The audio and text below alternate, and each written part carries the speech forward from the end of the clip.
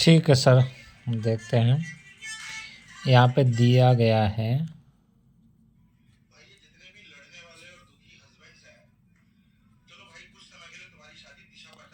जो रैखिक युग्म समीकरण, हमारा जो रैखिक युग्म समीकरण, रैखिक युग्म समीकरण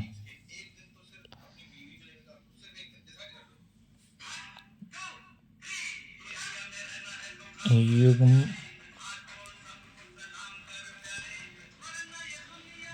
पहला जो समीकरण है वो है x/2 प्लस 2y/3 बराबर 1। और एक दूसरा समीकरण है इसमें x माइनस y/3 बराबर 3। इसका हमें करना है, एक तो विलोपन विधि से और प्रतिस्थापन विधि से। सबसे पहले अपन विलोपन विधि से करेंगे। तो दिए गए जो रेखीय युग्म समीकरण है, तो सबसे पहले अपन लेते हैं पहला समीकरण x/2 प्लस 2y/3 बराबर होता है 1। या इसको इस प्रकार भी लिख सकते हैं अपन, इसका लैसे ले लो अपन 2 और 3 का लैसे लेते हैं। 2 और 3 का लैसे 6 आ गया। 2 का 6 में 3 बार गया तो ये हो गया। 3 को x से मल्टीप्लाई करा तो 3x प्लस 3 को इसमें 6 में भाग 2 बार गया तो 2 गुणा 4, 2 बार गया तो 2 को 2 से गुणा करा तो 4y बराबर हो गया 1। इस प्रकार ये हो गया 6। इस 6 को 1 से मल्टीप्लाई करेंगे तो हमारा जो समीकरण बन के आएगा वो क्या आएगा, देखना होगा। इसका वज्र गुणा करेंगे ना 6 को 1 से, तो हमारा समीकरण थोड़ा इधर लिखते हैं इसको 3x प्लस y। इसको अपन लिखते हैं इस प्रकार, इसको लिख देते हैं, इधर लिखते हैं नीचे, या 3x प्लस 4y बराबर इस 6 को 1 से गुणा करेंगे तो 6। तो इसका मतलब ये हमारे पास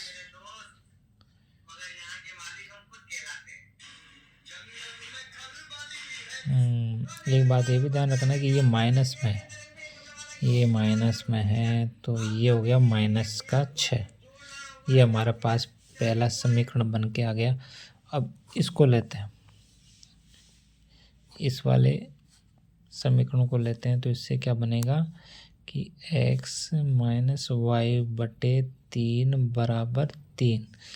तो इसका लैसे बटे में रख देते हैं, x के 1 रख देते हैं, x के 1 रख देते हैं। तो इसका लैसे लेंगे अपन, इसका लैसे आया 3, 1 और 3 का लैसे 3, 1 का 3 में भाग 3 बार गया तो 3x माइनस 3 का 3 में 1 बार गया तो y बराबर 3। तो ये आ गया 3x माइनस y बराबर, ये गुणा हो जाएगा 3 से, क्योंकि ये बराबर में ऊपर से गुणा होता है तो 9 हो गया। तो हमारे पास समीकरण बन के आया समीकरण नंबर 2। तो हमारे पास 2 समीकरण हो गए। पहला समीकरण तो ये हो गया और दूसरा समीकरण हमारे पास ये आ गया। ठीक है, इसके बाद में अपन को विलोपन विधि का प्रयोग करना। कौन सी विधि? विलोपन विधि। इसमें क्या करते हैं अपन, पद को विलोपित कर देते हैं। तो समीकरण 1 व समीकरण 2 को हम क्या करते हैं, समीकरण 1 समीकरण 1 में से करते हैं, में से समीकरण 2 को घटाने पर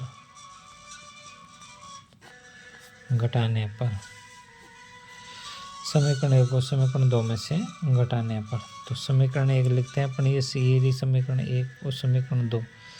तो समीकरण 1 3x प्लस 4y बराबर -6, इसमें से समीकरण 2 है 3x माइनस y बराबर 9। घटाते हैं, विलोपित करते हैं। अब देखते हैं समीकरण, आप लोगों को पता है घटाने का जहाँ भी आता है तो नीचे के चिन्ह बदल देते हैं। यहाँ पे प्लस है तो प्लस का तो हो गया माइनस, माइनस का क्या हो जाएगा प्लस, और प्लस का क्या हो जाएगा माइनस। ये जरूरी है सबसे पहले। तो 3 माइनस का, ये प्लस का, प्लस माइनस घटते हैं तो ये तो हो गया कट। इसके बाद में ये प्लस का, ये भी प्लस का, तो 4 और y 1 है, तो 4 और 1 5y, और ये प्लस का ही आएगा बराबर, ये माइनस का, ये माइनस का, तो माइनस माइनस प्लस हो जाएंगे, तो ये माइनस का ही चिन्ह आएगा लेकिन जुड़ेंगे, माइनस माइनस यहाँ जुड़ेंगे। 9 और 6 15, माइनस का 15। तो इस प्रकार हमारा जो 5y का मान कितना आ जाएगा, 5y बराबर हो गया कितना -15। तो y का मान कितना आ गया -15। ये 5 नीचे आ जाएगा तो कट जाएगा, ये बराबर -3। तो y बराबर कितना आ गया -3, y बराबर -3 आ गया। तो y का मान हम क्या करेंगे, अब समीकरण y का मान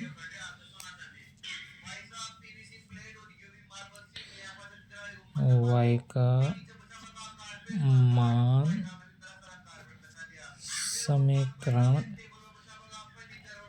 1 में रखने पर,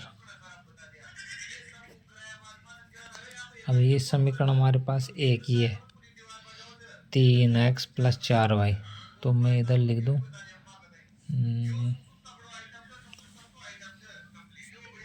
तो समीकरण 3 में यहाँ लिख देता हूँ अलग, 3x प्लस 4y समीकरण 3 में इधर लिख देता हूँ।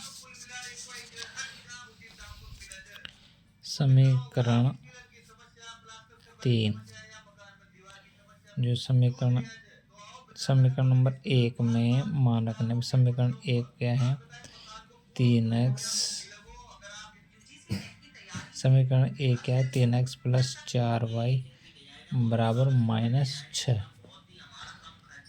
और y का मान क्या था, y का मान -3, y बराबर -3 रखने पर y का मान कितना आ गया -3। तो y की जगह अपन क्या करेंगे 3x प्लस इस y की जगह -3 रख देंगे, 4 गुणा -3 बराबर -6। 3x 4 गुणा -3, तो ये तो हो गया -12, माइनस प्लस माइनस ये हो गया 12 बराबर -6। तो 3x कितना आ गया -6, ये इधर आने, ये माइनस का इधर आ गया प्लस हो गया, तो 3x कितना हो गया भैया, ये माइनस का ये प्लस का घटेगा तो चिन्ह प्लस का आएगा, तो ये हो गया 6। तो 3x बराबर हो गया +6 बटे में, ये 3 कहाँ आ जाएगा, ये तो प्लस का है तो ये 3 यहाँ आ जाएगा अगले में। ध्यान रखना है ये कि हमें ये 3 कहाँ आ जाएगा, इसको हटा देते हैं, ये 3 यहाँ आ जाएगा नीचे। तो हमारे पास x का मान बराबर आ गया 3 दूना 6, x बराबर 2 आ गया। x का मान कितना आ गया 2, x का मान कितना आ गया भैया 2, और y का मान y का मान आ गया हमारे पास -3। ये हमारा आंसर हो गया। ये कौन सी विधि से हुआ? ये हो गया विलोपन विधि से। और इसी को हम प्रतिस्थापन विधि से देखें। कौन सी विधि? प्रतिस्थापन विधि। उससे भी अपन इसको आसानी से कर सकते हैं।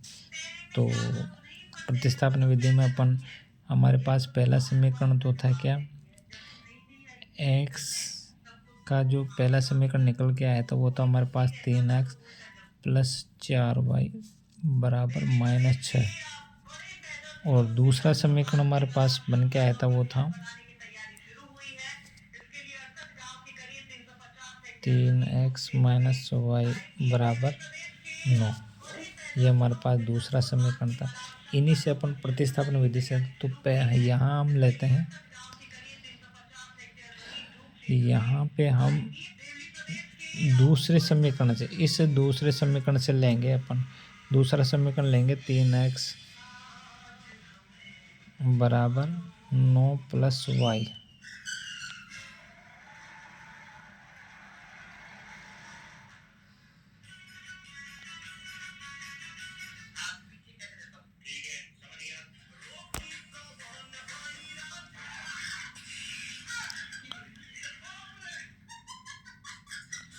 यहाँ पे 3x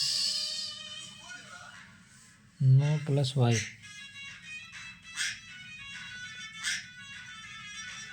ठीक है। y बराबर कितना हो गया?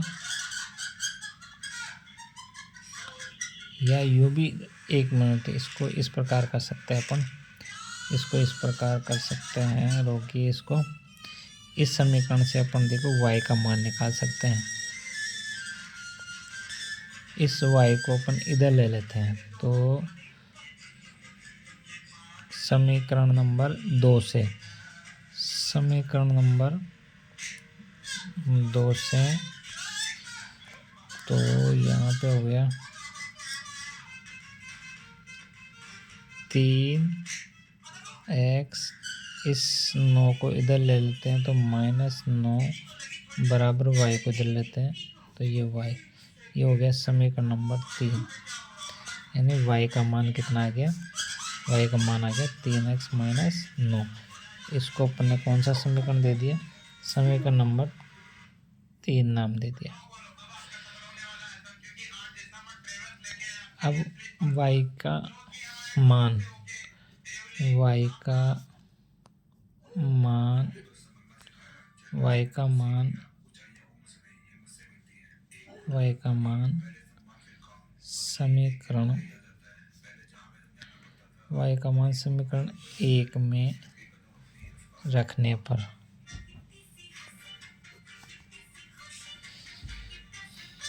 y का मान समीकरण 1 में, समीकरण 1 ये है हमारे पास 3x + 4y।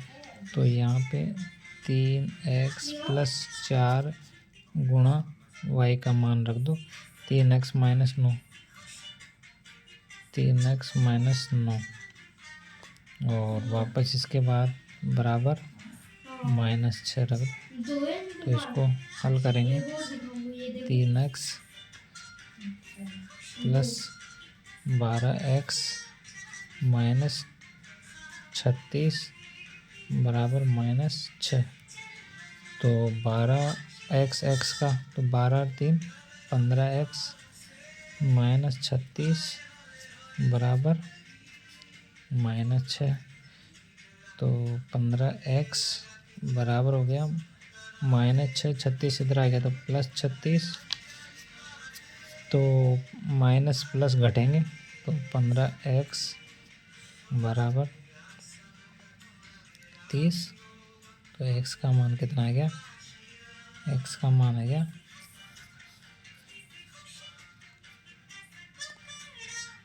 30/15। काट दो इसको, x का मान 2 आ गया। तो x बराबर कितना आ गया हमारे 2। और y का मान निकालने के लिए x का मान समीकरण किस में रखेंगे? x का मान x का मान